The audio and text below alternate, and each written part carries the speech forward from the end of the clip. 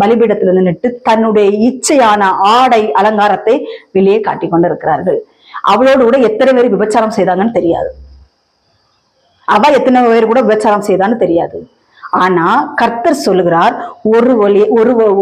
ஒரு ஸ்திரீயை இச்சையோடு பார்க்கிற, அதான் இச்சையோடு பார்த்தாலே விபச்சாரம் செய்தாயிட்டு. அப்ப நீ எத்தனை பேரை விபச்சாரம் ஆக்கி கொண்டு இருக்கிறாய்? வேசித்தனத்தின் ஆவி அது. எத்தனை பேர் உங்க கூட விபச்சாரம் செய்திருப்பானுங்க? யோசிச்சு பாரு. அப்ப நீ பலிபீடத்துல இருந்து பிரசங்கம் பண்ற, அங்க இயேசு இல்ல. அது உண்மையான 100க்கு 100 நான் அடிச்சு சொல்லுவேன், அங்க இயேசு இல்ல. ஆனா நீ இயேசுவின் நாமத்தை சொல்லாத. அங்க கர்த்தாவே கர்த்தாவே எங்களுக்கும் திறக்க வேண்டும், நான் உங்களை அறியேன், அக்கிரம செய்கைக்காரரை போங்கன்றுவாரு. ஏன்னா நீ அநேகரை விளைவித்துக் கொண்டிருக்கிறாய், அநேகர் பாவத்தில் விழுகிறதற்கு, விபச்சாரம் செய்வதற்கு நீ ஏதுவா இருக்கிறாய் என்று கர்த்தர் சொல்கிறார்.